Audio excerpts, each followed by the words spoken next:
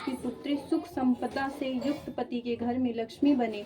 नारद जी तुम्हारे पिता की स्वीकृति पाकर विष्णु के पास गए। उन्होंने विवाह तय की होने पर समाचार सुनाया, परंतु तुम इस विवाह के बारे में पता चला तो तुम्हारा दुख का ठिकाना ना रहा।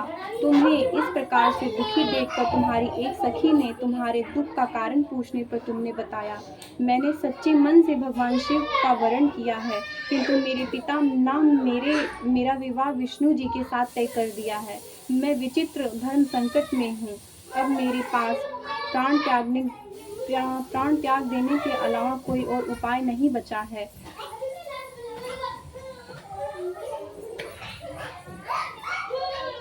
तब तुम्हारी सखी ने तुमसे एक योजना बताते हुए कहा, हे देवी, चलो मैं तुम्हें बताती हूँ कि तुम शिव को कैसे वरण कर सकती हो। वह तुम्हें लेकर एक घोर घने जंगल में चली गई और तुम्हारे पिता तुम्हारी चिंता में जन जन भटकने लगे। इस प्रकार जब भगवान विष्णु धरा पर आए तो उन्होंने तुम्हारे पिता से तुम्हारी खोज की, तो वो बोले कि मैं कब से अपनी पुत्री की तलाश में जन भटक रहा हूँ और वो कहीं नहीं मुझे प्राप्त हो रही है। तो भगवान विष्णु ने अंतर्ध्यान होकर भोलेनाथ से पूछा कि भगवान माता पार्वती कहाँ हैं। तो साक्षात अपनी ही दिव्य दृष्टि से देखते हुए उन्होंने तुम्हें घोर जंगल में देखा।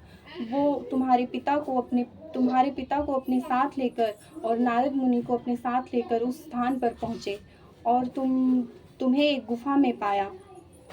तो तुम्हारे पिता ने तुमसे पूछा कि हे पुत्री, तुम्हारे यहाँ आने का क्या कारण है? मुझे छोड़कर तुम यहाँ क्यों वास कर रहे हो?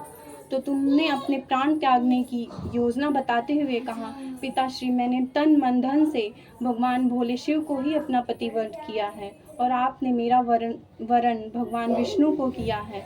मैं उनसे विवाह नहीं कर सकती हूँ, इसलिए मैं आपके सम्मान को ठेस ना पहुँचाते हुए इस दुविधा से दूर होने के लिए यही जंगल में चली आई और मैं तब तक वापस नहीं जाऊंगी जब तक आप पूरे मन से मुझे ये स्वीकृति ना दें कि मैं भगवान शिव को अपना पति वर सकूं।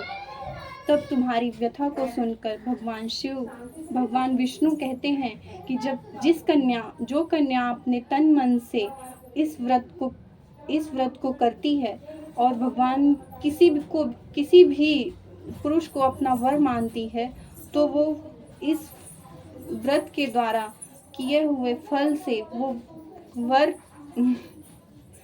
वर उसे प्राप्त होता है। और भगवान शिव की जब तुम अपनी सखी के साथ उस जंगल में चली गई तो तुमने पूरा दिन ना जल ग्रहण किया और ना ही अन्न ग्रहण किया और तुमने सिर्फ हवा का ही सेवन किया और इसलिए ये हरतालिका तीज के नाम से तुमने ये व्रत किया।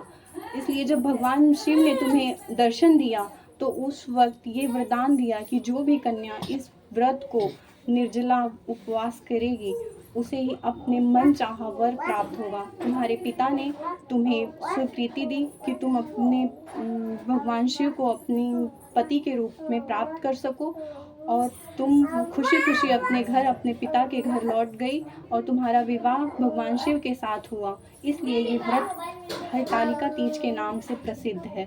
जो भी कन्या इस व्रत को करती है उसे अपने मन चाहा वर प्राप्त होता है। बोलो हरतालिका माता की जय, बोलो भोले बाबा की जय, बोलो माता पार्वती की जय, बोलो गणेश भगवान की जय, बोलो नंदी महाराज की जय, बोलो कार्तिकेय महाराज की जय, बोलो माता अशोक सुंदरी की जय।